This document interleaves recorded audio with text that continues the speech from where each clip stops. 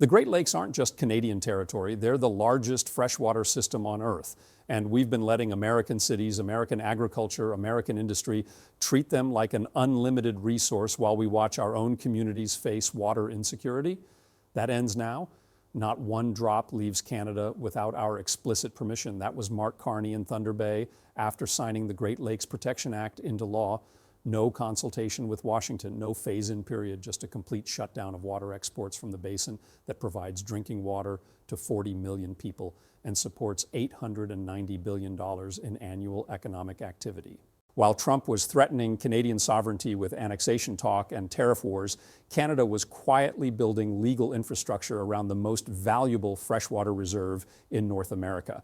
While Washington assumed geographic proximity guaranteed permanent access, Ottawa was closing every loophole in water export regulations.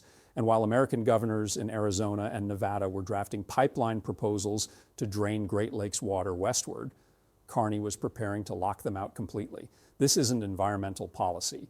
This is resource weaponization. And the United States just lost access to the one thing it absolutely cannot replace. For generations, the Great Lakes operated under a gentleman's agreement. 5 massive interconnected lakes straddling the border, shared management, cooperative regulations, both countries taking what they needed with minimal restrictions. American states pulled water for cities, farms, and factories. Canadian provinces did the same. Nobody questioned whether unlimited extraction was sustainable because there was so much water that scarcity seemed impossible. The numbers were staggering. Superior, Michigan, Huron, Erie, Ontario. Together they hold 6 quadrillion gallons, 21% of the world's surface freshwater, more water than all other freshwater lakes on Earth combined outside of Lake Baikal in Russia. For centuries, that abundance meant unlimited use. Cities built along the shores knowing water would never be scarce. Agriculture expanded across the basin, irrigating crops without restrictions. Industry used Great Lakes water for manufacturing, cooling, processing, assuming supply was infinite. 40 million people depend on the Great Lakes for drinking water today. The basin supports $56 billion in annual agricultural production. $890 billion in total economic activity relies on consistent Great Lakes water availability. That includes manufacturing, shipping, energy production, tourism, fishing, and agriculture across 8 American states and 2 Canadian provinces. But starting around 2010, something changed. Lake levels started dropping. Superior fell to near record lows. Michigan, Huron hit levels not seen in decades. Erie and Ontario showed concerning declines. Climate change was accelerating evaporation while reducing precipitation. Warmer temperatures meant less ice cover in winter, which increased evaporation. Rainfall patterns shifted, delivering less water to feed the lakes. The balance that had sustained the system for thousands of years was breaking. American states facing their own water crisis started looking north. The Colorado River was drying up. California aquifers were depleting. Arizona, Nevada, and New Mexico faced catastrophic shortages. Politicians started asking why water-rich regions couldn't share with water-poor ones. Why should the Great Lakes hold trillions of gallons while the Southwest faced collapse? Proposals emerged to pipeline Great Lakes water westward. Engineering studies showed it was technically feasible. Political support built in water-stressed states. The argument was simple. Water is a national resource, and Americans facing shortages deserve access to American water. Except the Great Lakes aren't just American, they're shared with Canada. And Canada was watching its own water security deteriorate while Americans planned to drain shared resources for unilateral benefit. Canada had technically banned bulk water exports since 1999. The policy was clear. Water cannot be removed from its natural basin for commercial purposes. No tanker ships filling up on Lake Superior to sell water overseas. No massive pipelines shipping water to foreign countries. But the ban had massive loopholes. Bottled water didn't count as bulk export. Small-scale removals for industrial use were permitted. And critically, the ban applied to exports outside North America, not transfers within the continent. If an American state wanted Great Lakes water, the ban didn't explicitly prevent it. The Great Lakes Protection Act closed every loophole. Water cannot leave the Great Lakes Basin in any form without explicit approval from both federal and provincial governments. That includes bottled water from companies like Nestlé that had been extracting millions of liters annually. That includes industrial transfers. That includes any proposal to pipeline water to American states outside the basin. The economic impact on the United States is catastrophic. American agriculture in the Great Lakes states depends on reliable water access. Manufacturing across the Midwest uses Great Lakes water for everything from steel production to food processing. Energy generation relies on lake water for cooling. Shipping through the Great Lakes moves hundreds of billions in cargo annually. All of it now operates with the understanding that Canada can shut off access if American policy threatens Canadian interests, not immediately, not vindictively, but the legal authority exists, and Carney made it unmistakably clear he's willing to use it. Here's what makes this strategic rather than just economic. Water isn't fungible. You can't replace Great Lakes water with alternatives. You can't import it from other regions at reasonable cost. You can't synthesize it. If access gets cut off, industries collapse, cities face crisis, agriculture fails. The United States has zero ability to secure water access through force. Canada controls critical choke points where lake water flows between basins. The St. Lawrence Seaway runs entirely through Canadian territory before reaching the Atlantic. Niagara Falls sits on the border with Canadian control over flow rates. Lake Superior's outflows pass through Canadian jurisdiction. If Canada restricted flow or diverted water away from American access points, there's no military solution. You can't invade an ally over water. You can't bomb infrastructure that supplies your own cities. You can't threaten nuclear war over lake levels. Trump thought agricultural tariffs gave him leverage over Canada. Carney demonstrated that Canada controls something far more valuable than wheat and canola. Canada controls the water that feeds American cities and farms. And unlike food, water cannot be replaced, imported, or substituted. Every major city on the American side of the Great Lakes now operates knowing their water supply flows through Canadian territory. Chicago, Detroit, Cleveland, Milwaukee, Buffalo, millions of people depending on water that Canada has explicit legal authority to control.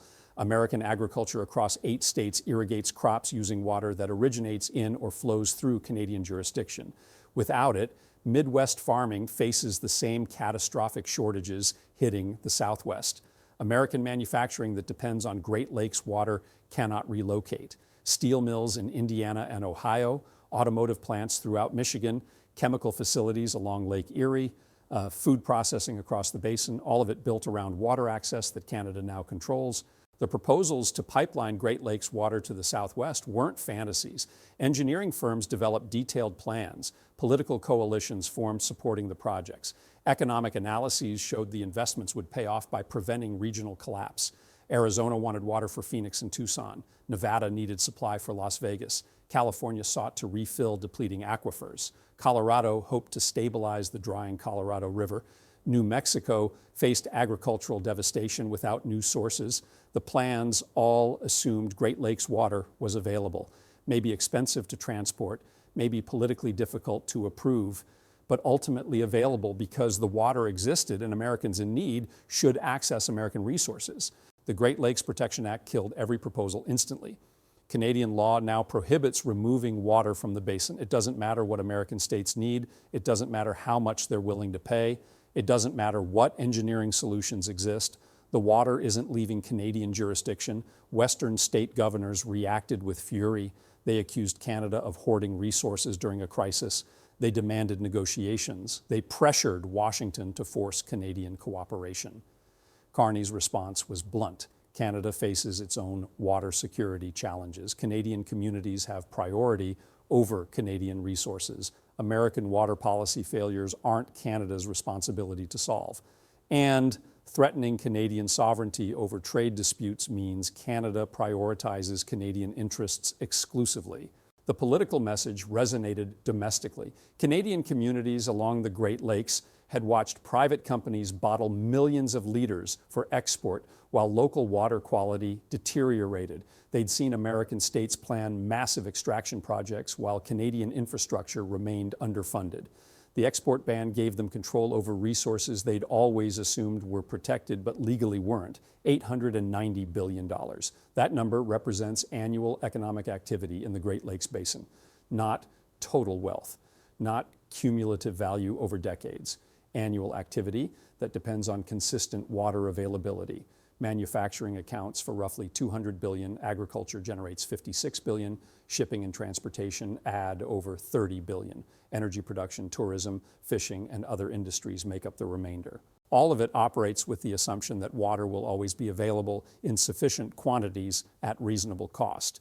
Remove that assumption and the entire economic structure becomes uncertain. Canada isn't threatening to drain the lakes. Carney isn't planning to divert water away from American cities, but the legal authority exists and American industries now face the reality that their operations depend on continued Canadian cooperation. This is leverage, real tangible leverage that cannot be countered by tariffs, trade restrictions, or military threats. Water is too essential, too irreplaceable, and too geographically concentrated in Canadian jurisdiction. If Trump escalates trade wars, Canada can respond by tightening environmental regulations that reduce water available for American industrial use. If American states push for extraction projects, Canada can unilaterally reject them, regardless of American political pressure. If Washington threatens Canadian sovereignty, Carney can point to the Great Lakes and remind Trump that millions of Americans depend on water flowing through Canadian territory on Canadian terms. Climate change is making water scarcity the defining resource challenge of the 21st century. The American Southwest is collapsing. The Colorado River doesn't reach the ocean anymore. Aquifers that took millennia to fill are being drained in decades. Cities built in deserts are running out of water. The Great Lakes represent the largest remaining freshwater reserve in North America. Every state facing water crisis is now looking at those lakes and wondering how to gain access. Political pressure to override Canadian authority will intensify as American shortages worsen, but Canada just demonstrated it won't yield. The export ban has overwhelming domestic support. Every province touching the Great Lakes backs it. Federal commitment is absolute. And the legal framework is now explicit. Water stays in Canada unless Canada agrees otherwise. American states can negotiate. They can offer partnerships, infrastructure investments, shared environmental protections. What they cannot do is demand access or threaten consequences if Canada refuses. That fundamentally changes North American water politics. For generations, water was treated as abundant and accessible. Scarcity was a problem for other regions. The Great Lakes meant security. Now the Great Lakes are leverage. And Canada just showed it's willing to use that leverage when American pressure threatens Canadian interests. Trump threatened Canadian trade, assuming agriculture was Canada's vulnerability. He imposed tariffs, expecting Canadian farmers to pressure Ottawa for concessions. He suggested economic annexation, expecting Canada to have no alternatives. The Great Lakes export ban revealed his fundamental miscalculation. Canada isn't economically dependent on the United States in ways that create one-sided vulnerability. Canada controls resources the United States absolutely requires. And when Trump escalated pressure, he gave Canada political cover to weaponize those resources. American cities need Canadian water. American agriculture needs Canadian water. American industry needs Canadian water. There are no alternatives. There are no substitutes. There is no way to eliminate dependence short of abandoning the entire Great Lakes region. Carney didn't invent this leverage. It always existed. But previous Canadian governments avoided using it because doing so would damage relationships and escalate conflicts. Trump's threats changed that calculation. If relationships are already damaged and conflicts already escalated, why not use the leverage that actually works? The result is that Trump faces an opponent he cannot pressure economically without triggering responses that hurt American interests more than Canadian ones. Every tariff on Canadian goods risks retaliation against American water access. Every threat to Canadian trade invites tightening of resource controls. Every escalation makes Canada more willing to prioritize its own interests over American demands. This is the strategic nightmare American policymakers feared but never expected. An ally that controls critical resources becoming willing to use them as leverage because American pressure made cooperation seem more dangerous than confrontation. Trump wanted to prove American dominance. Instead, he revealed American dependence.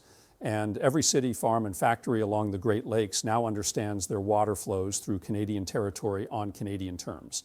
The $890 billion Great Lakes corridor isn't locked yet, but Canada just installed the locks, handed the keys to Mark Carney, and made clear that access depends on respect for Canadian sovereignty. And there's nothing Trump can do except watch the water flow and hope Canada chooses to keep cooperating.